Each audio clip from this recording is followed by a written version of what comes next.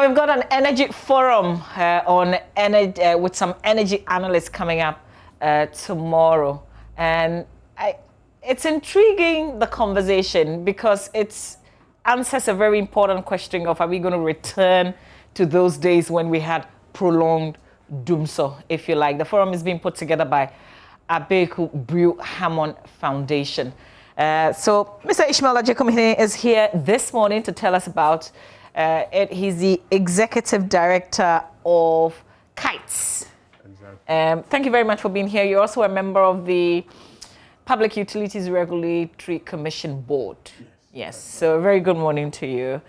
First of all, what's the connection between Mr. Abeku Brew Hammond and KITES?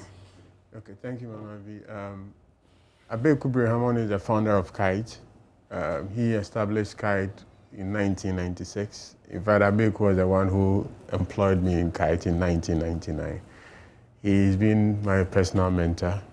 So KITES is existing because of Abeku Brew Hammond through his personal vision. You know, he himself was a lecturer at K University, and he set up this NGO. I understand he conceptualized the idea way back in 1992, 3, 4, thereabout, when he was doing his PhD in Success in the UK. So yes, the link is that Abeku set up KITES.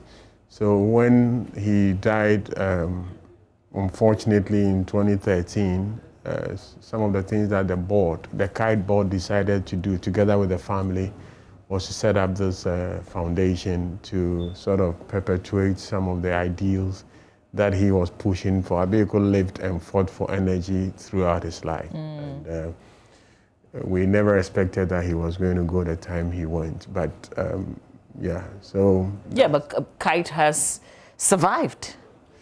Thankfully, we have, by the grace of God. And I mean, interestingly, in 2004, he had an appointment to go and work with the Global Village Energy Partnership. He was the first manager of GVEP, as we call it.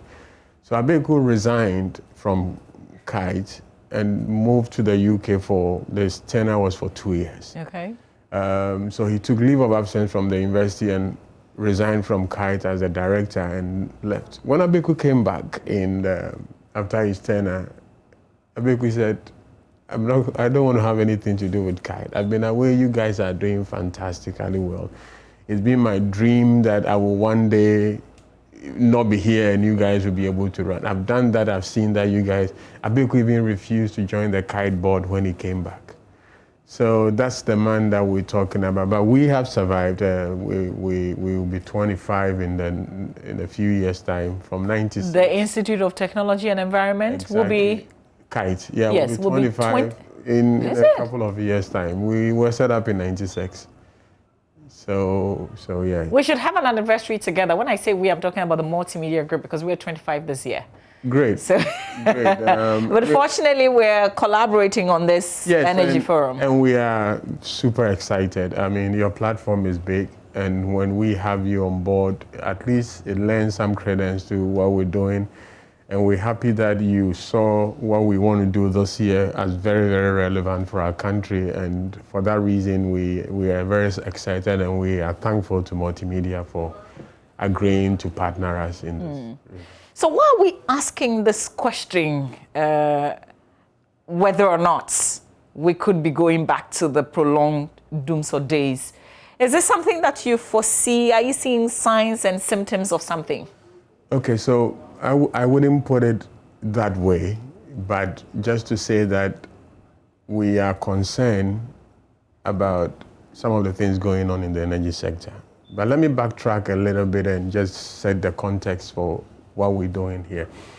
One of the things that the foundation is seeking to do, I mean, Abeku started what we call the Flag Bearers on Energy in 2008. So he brought all the flag bearers to campus in tents. Everybody spoke about their vision. The title was Energy My Vision. So you have a whole afternoon or a morning to yourself. You tell the people there what you want to do with energy. So one of the things that the foundation said we're going to do was to do that every 4 years. So he did it 2008. 2012, he did it again. 2016, we couldn't get the parties to come together, but we did a similar event as we're doing tomorrow. Okay. God willing. So the whole idea was to let the flag bearers and the parties tell us what they want to do if they are elected into office.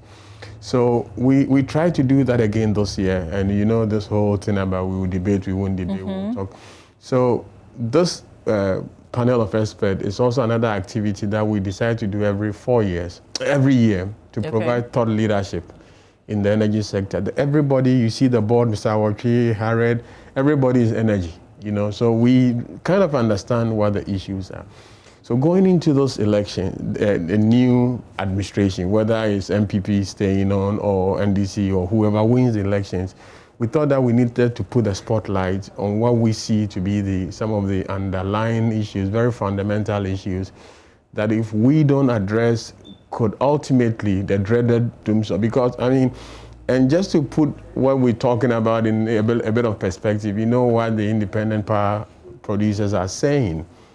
Threatening to withdraw their services if the debts owed them are not paid.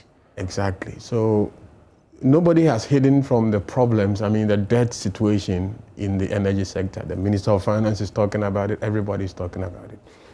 But for the IPPs alone to say that we owe them to the tune of $1 billion US, and that it could ever arise that as private people, they can decide that we've had enough and that we pull in the plugs, we're not going to run the generators to give you electricity.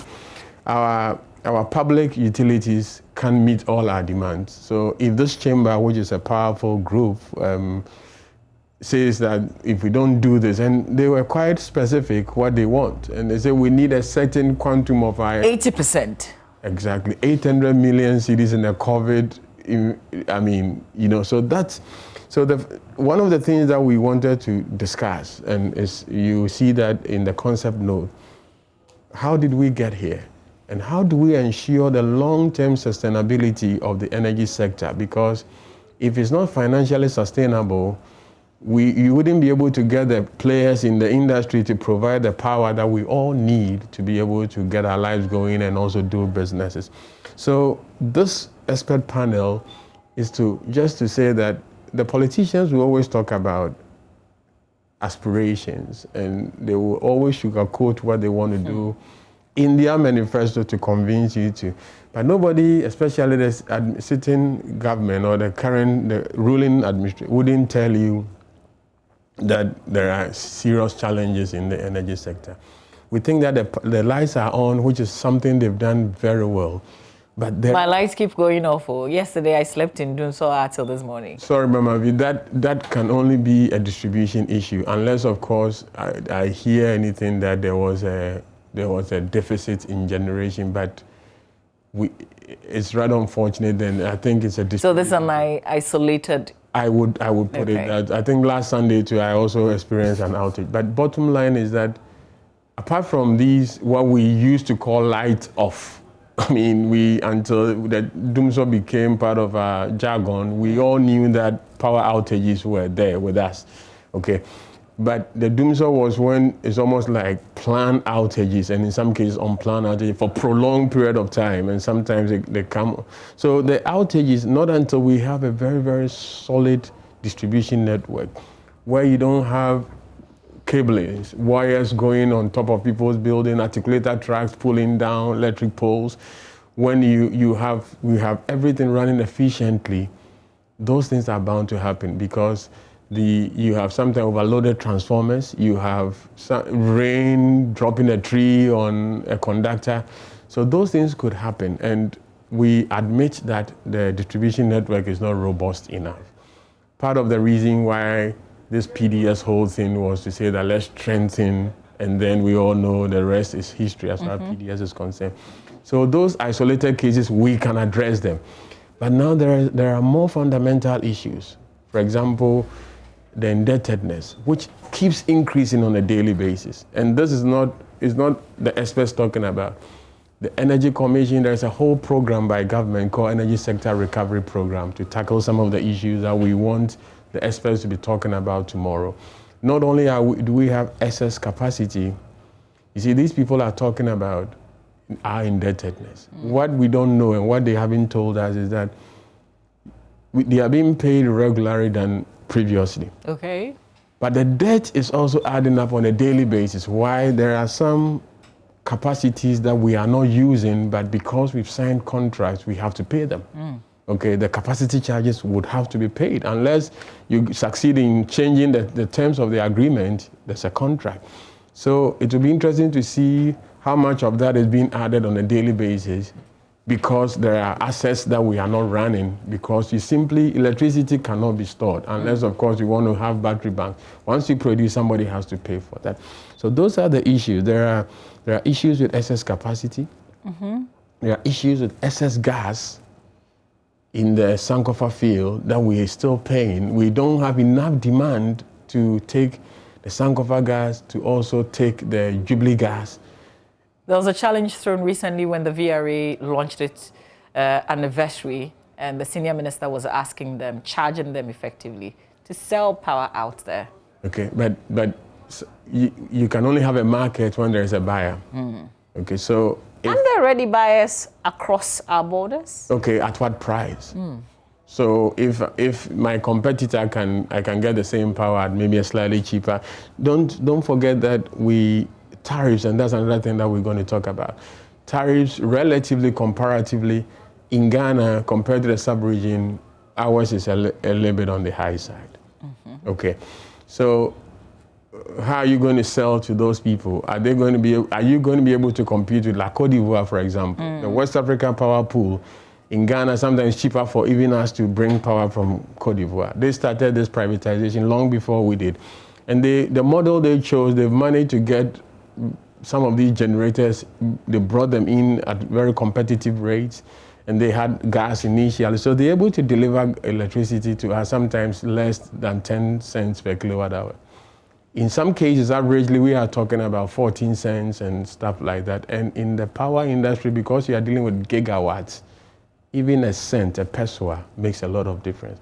So not only are we struggling to figure out how to deal with the excess capacity, but the people, those industrial customers that we expect to, we're talking about excess capacity. Assuming we were to be fully industrialized and you need a lot of power, we can very easily take care of the excess capacity. It's not going to happen over time. But if the people are coming in to set plants, factories, and things like that, the tariff will have to be competitive. It should be such that it should make business case for them to be producing at that tariff, because electricity will become a major cost center. Okay. In Ghana, for some reasons, we have a tariff structure that since 1997 that the PRC came in, we kind of accepted that households were poor. So we admitted that we're not paying them well. So if you don't find a way of helping them, they are not going to accept the tariff. So there's a cross-subsidization policy in place whereby the industrial customers and the non-residential customers, like yourself, the hotels, the end-user tariff they are paying is significantly higher than what we, the residential customers, are paying. And the only reason that is happening is not because the cost of service is higher than ours. In fact, it's cheaper for them, for VRA, ECG to be supplying them, because they take the power in huge amounts. And they also pay promptly. They pay promptly, okay. But because of this cross-subsidization policy, some are paying a lot of money. I know factories that have moved from, you won't believe it, from Ghana to Nigeria. And they are producing pharmaceutical companies. There are companies that have moved from Ghana back to La Côte d'Ivoire. You go talk to Unilever, the reason is that our tariffs are a little bit on the high side. So how do we create that demand? By making sure that we find a way of reducing their tariff. Ultimately, what it means is that you and I will have to pay more. But that's another issue that we want the expert to be talking about. Okay, tomorrow. Great. So they're bringing all these issues out. What time are viewers allowed? Because you're doing it at the Manya Hall of the Labadi Beach Hotel. We start in 3 sharp.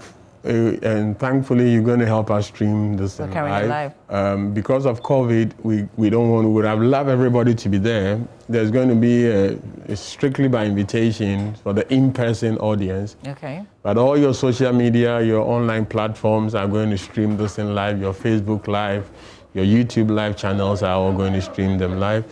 Your own colleague Israeli will be moderating the event, and for the experts, we have Bryce Simmons will be there to talk. Ben Boachi of ASF will be there. We have then Dr. Fosua Henkra, who until recently, until he retired, he's worked in the Ministry of Energy Commission. Now he is running his own consultancy firm. And then we have Mr. Kojo Fuku. And then we've invited all the key stakeholders. All the utilities have been invited to come. So after the discussion, if they want to chip in here, they'll be allowed. The live audience would also be allowed to send in their comments. So tomorrow, 3 o'clock sharp, we invite those who will be coming to be there, but those who will be streaming or will be watching us online, we will encourage everybody to just listen in, and then so that we understand what the real issues are, and then what we really want to achieve is to be able to say that the experts think that these are some of the pragmatic and decisive things that we need to do, and we're not going to end it there. Put everything together by way of a policy brief, and then hand it in to stakeholders and even the incoming administration. When I say incoming, I mean, I hope you understand. Whatever government is put in place whoever comes in, there will be a new administration starting, whether it's a continuation or whatever. Or there's a transition. Whoever comes in, we're going to hand these documents to them. And we also are interested in pushing through advocacy to see how we think the right things could be done to ensure that the power sector, the energy sector, is ultimately in the long term very, very sustainable, efficient, and running effectively. We want to Jojo. All right. Okay, so it's tomorrow at the Labadi Beach Hotel, 3 to 5 p.m. But we can't take all of you strictly by invitation. That's why we're covering it live here for you. We'll keep you updated also on our social media handles. It's the Expert Panel Energy Dialogue. Mr. Ishmael Ajikumhini, thank you so much, as always. See you tomorrow. Great. All right, stay with us. When we come back, Celestine Donko is in the studio. Great conversation to come with Mapito Sibidi. You're watching the M Show. Stay with us. We're talking at Don't Praise 2020.